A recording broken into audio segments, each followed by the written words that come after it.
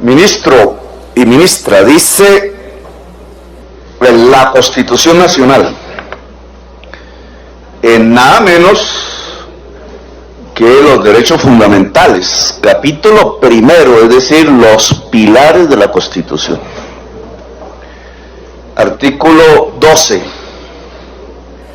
Nadie será sometido a desaparición forzada, a torturas, ni a tratos o penas crueles, inhumanos o degradantes. Nadie.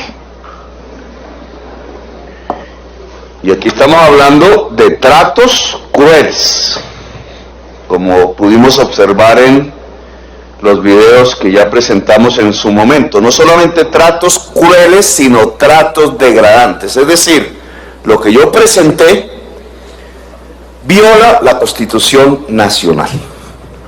No es justificable.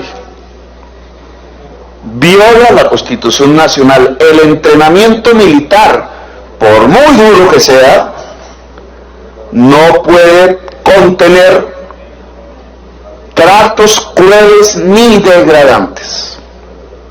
Y ese es, digamos, el punto central de esta discusión. Para el futuro, obviamente habrá sus sanciones y las cosas y las reuniones internas que quieran, pero hacia adelante, dado que es evidente que ha sucedido en el inmediato pasado, ojalá no en el presente, nadie, ningún oficial de Colombia, ningún soldado de Colombia puede recibir tratos crueles, porque eso viola la Constitución Nacional. Los que lo han recibido, por lo menos desde la vigencia de la Constitución del 91, tienen toda la calidad de víctimas del Estado en Colombia. Y subrayo eso, y estaremos dispuestos a defenderlos o defenderlas. Son víctimas del Estado, porque para ser víctimas de tratos crueles tuvieron que violar la Constitución. 2, y en esto pues ya con mis colegas, el ejército de Colombia no le pertenece al uribismo. El ejército de Colombia no es propiedad ideológica de las derechas ni de sus extremas. El ejército de Colombia, creado por la Constitución de 1991, es de todo el pueblo colombiano. Y dentro del pueblo colombiano están derechas, izquierdas y la mayoría que no se inscriben en ese tipo de ideologías. Hay religiosos, ateos, de cualquier tipo de religión. Hay de todo tipo de culturas, la mayoría son pobres y de la clase media. El ejército de Colombia no le pertenece a los cócteles, ni a los clubes, ni a los ideólogos anacrónicos y envejecidos de la extrema derecha colombiana que están mandados a recoger. El ejército de Colombia le pertenece a todo el pueblo colombiano. Y en la medida en que le pertenece a todo el pueblo colombiano, yo, como ciudadano de Colombia, tengo todo el derecho de ejercer la crítica y su control, como copropietario del ejército al lado de 50 millones de colombianos. Los tiempos de Narváez lavando cerebros pasaron definitivamente en Colombia. Por tanto, aquí no se puede dividir la discusión política entre los amigos y los enemigos del ejército. El ejército de Colombia ya no tiene enemigos.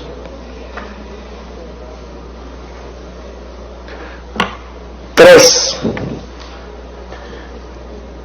Lo que hemos hecho aquí es presentar un hecho concreto que debe ser solucionable, pero que expresa una serie de circunstancias que quiero subrayar. El centro del debate no es que sea irrespetuoso decir que se cometieron asesinatos. Es que no estamos hablando de casos aislados. Estamos hablando de un hecho reciente. 5.700 miembros del ejército vinculados judicialmente.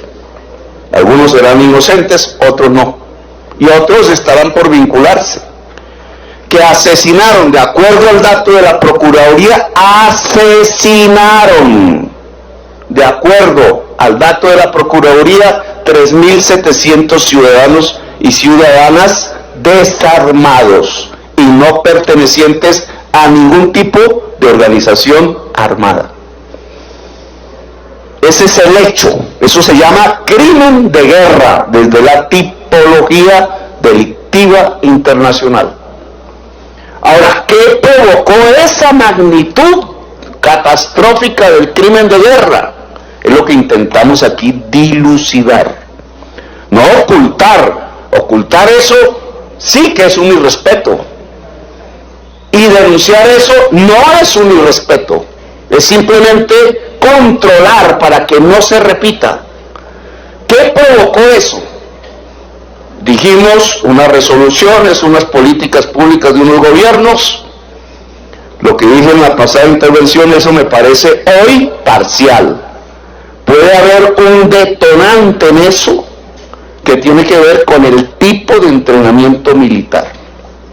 Y si el tipo de entrenamiento militar viola el artículo 12 de la Constitución Nacional, es decir, provoca tratos crueles, enseña a ejercer tratos crueles, pues sí se está construyendo un tipo de entrenamiento y de personas que pasan por ese entrenamiento que no es propiamente el que dignifica al ser humano, el que construye la Constitución colombiana, sino al contrario, el que la viola. Por tanto, debe ser corregido de inmediato. Mire esta cifra, ministro, que no di en el debate. Según el general Nicasio Martínez, de entre el 2004 y el 2019, trimestre supongo, murieron en combate o resultado del conflicto de la violencia colombiana 3.388 miembros del ejército, de la fuerza pública. Entre el 2004 y el 2019, 3.388. ¿Sabe cuántos en un periodo similar, 2000 al 2016, se han suicidado siendo miembros del Ejército de Colombia y de la Fuerza Pública? 1.155. Ojo con eso. Y es una estadística que amerita un examen. ¿Qué significa eso? Que por cada 2 caídos en combate que tuvo el ejército, por cada 2, 1 en el ejército se suicida. O para ponerlo, a veces esta frase me cuestan políticamente, pero enseñan lo que quiere uno decir. El suicidio ha sido más eficaz que las FARC en matar soldados en Colombia. Ustedes pudieron haberse desarmado hace mucho tiempo y hubieran muerto miles de soldados producto del suicidio que lleva, ahora, para ponerlo en esto en términos comparativos, porque dar una cifra en términos absolutos no. ¿Qué significa esa cantidad de suicidios en las fuerzas militares? Periodo 2000-2016.